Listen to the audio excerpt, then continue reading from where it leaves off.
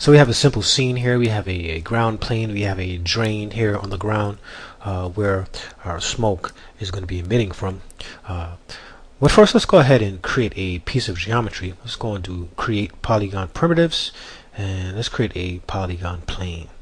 Now, we're going to be using this to behave as an object emitter. So we're going to be actually emitting our fluids from this object. So let's go ahead and slide this over just a bit. And we're going to roughly scale our plane out just to match the size of our opening of our drain. So I'm scaling it in X. I'm coming to the top view. Let's give X a value of 8. Y really doesn't matter. Z, let's give that a value of 8 as well. Matter of fact, let's go with 7.5. So like I said, Y doesn't really matter. It's a two-dimensional plane. So let's just look at the side view, make sure we're in a good place. I just zeroed out my value for Y, and that works fine. Now we're going to just bring this down. If we go into our side view, let's bring that down just in the middle area of our box. The reason why we have this ground plane below our floor is because as the smoke rises, we want it to collide with the drain geometry that we've created. Now what that's going to do is, as the smoke is rising and it collides, it's going to break up our emission pattern. And that's going to be very helpful. We can always go in and break the pattern up ourselves by applying a texture node to this and plugging in that 2D texture into our density emission map. And we're going to do that, but us and allowing the smoke to collide with the drain is going to be very helpful. It's going to feel natural, and that's exactly what it would do in real life. So I'm just renaming this to emission plane. Actually, I'll just call it emission. And so far, so good. So in the fluid effects, let's go ahead and create a 3D container. So when I start out to create a 3D container like this, I normally keep things fairly simple. I always start out with very moderate values, and then I work my way up. So right now, let's go ahead and adjust the size of our grid. In X, let's make that 30. Y, let's make that 50. And Z, let's make that 30 as well. My base resolution, let's turn that to 50.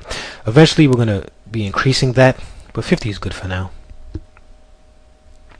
Let's go in our side view, and we're going to just pull back just a bit, and we're going to raise our container so that it just kind of lines up right underneath our plane. So it doesn't have to be perfect, but we're just getting in a good area so that we know when we emit smoke from our plane, we're giving it enough room so that our smoke could then be controlled by our buoyancy parameter. So I'm just rounding the numbers off. Translate X, I made it 6. Translate Y, I made it 22. And translate Z, I gave it a value of -0.8. Now I'm going back in my side view. I'm just double checking, making sure that everything is going well. We have a good amount of space between our ground plane and the bottom of our container. And nice, things are looking good. So let's scroll down. I'm going to take a look here at my fluid container one more time. Now I created a layer to the right. Let's go ahead and add that layer. And I do this because if I need to maneuver around to lighten my scene, or maybe if I want to update a texture on a piece of geometry, that allows me to turn the visibility on and off. So let's go ahead and adjust these emitter attributes that I just created for my plane geometry. So my rate, we're going to leave at 100 under the fluid attributes section. Let's go ahead and start plugging in different values. So I gave heat a value of 0.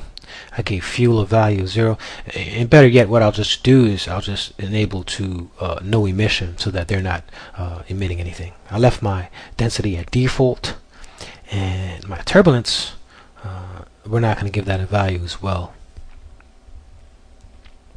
So everything else we left the same. So let's scroll back up. And later on in the lesson, we're going to go ahead and key this parameter. And this is going to come in extremely handy. This is going to do wonders for us regarding breaking up patterns, getting nice forms and nice shapes. That's going to do really nice things for the look of our smoke. I quickly changed my resolution to 100 because I'm going to be thinking about testing it out now and seeing how it behaves. And let's give it a go. Let's see how it looks.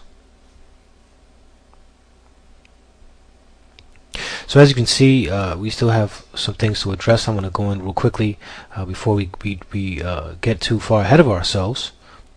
But under the Dynamic Simulation tab, let's go ahead and change some of the parameters that we have here.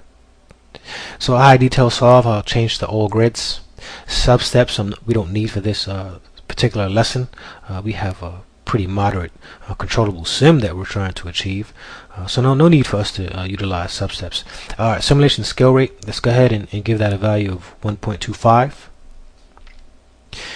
And auto resize, we're going to utilize for this simulation we have. And it's going to come in extremely handy, and I'm going to dive in deeper in future chapters on how the auto resize functionality is going to really help when it comes to creating this wispy smoke simulation. Now density, I gave a value of 11 to buoyancy. My density scale I left at 0.5. My dissipation I gave a value of 0.1. I left everything else at default. And under the velocity settings, let's give it a value of 4 for swirl. Turbulence, I'm going to leave at default. I'm not going to give a value for the turbulence. And let's scroll down to the temperature section. Matter of fact, I will give a value for turbulence. I'll give a value of 0.025. We just want a little bit of turbulence. We're going to let our swirl do most of the movement of our voxels. So turbulence is not really a value that I'm not too concerned with. Keep in mind, temperature and fuel is not activated. We have that disabled. Quickly, I'm just going in and adding a value for my transparency. I gave it a value of 0.35. My drop off shape I disabled. I turned that off. And for my color, now what I'm doing here is I'm giving it a nice bluish color. Kind of like for this project we're doing right now, I just want to give it a nice blue color. Incandescence, I'm disabling my ramp. That's not going to have any effect.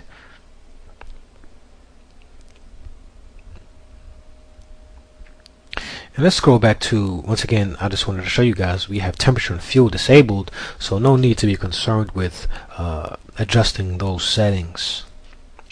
Now here in my opacity graph, once again, we're going to be visiting this portion of the fluid container a lot because as you'll notice, when it comes to creating a nice looking fluid, trying to carve out the look of it artistically, this is where that is going to take effect. So we're going to go in our opacity graph. We're just going to make a nice mountain slope.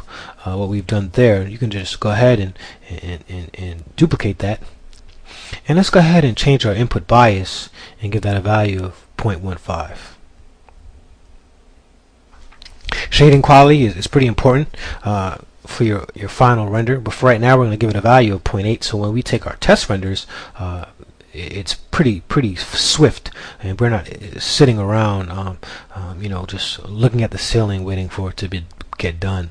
So us changing our quality is very helpful. Render interpolator, I changed that from linear to smooth.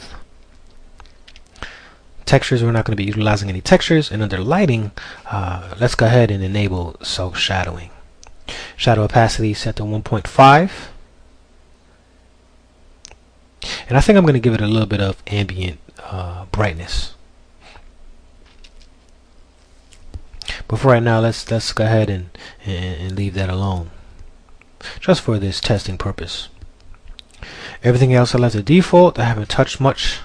And now we've essentially, all we've done is we've roughed out our grid.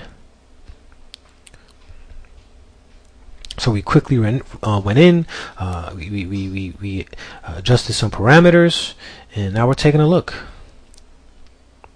And this is what we have. It doesn't look very interesting at all, but that's okay. That's the joy of simulating Maya fluids.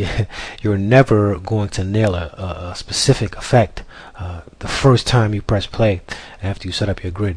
So right now I'm just going around. I'm noticing some issues. I'm noticing some clipping issues at the sides of our grids. I created a render cam here, and I'll go to that shortly. And this is what we're going to be rendering our final effect from. But let's do a quick play blast, and once this is done, I'll be right back.